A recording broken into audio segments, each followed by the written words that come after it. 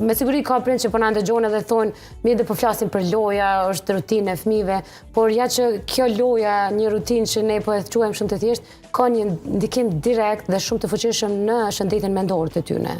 A na shpjegon pak këto, pse lojat stimuluese, të cilat po i flasim, kanë një rëndësi që prind ta dinë që nga fëmijëria e hershme, të veçantë në shëndetin mendor në të ardhmen e tyre.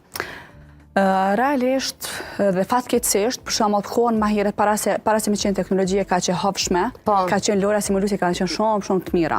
Shumë të kënaqshme dhe kanë pas fëmijët shumë kreativitet, komunikim verbal, shumë të fuqishëm, shumë të mirë, më eksplorues. Mi po tani ka ardhur një epokë që një farë forme ka penalizuar shumë fusha të stimulimit të lojrave të ndryshme me fëmijë. Domethënë vetëm të lojra që ata po stimulojnë dhe po ndjejnë kënaqësi brenda asaj lojës, po janë lojrat domethënë digjitale.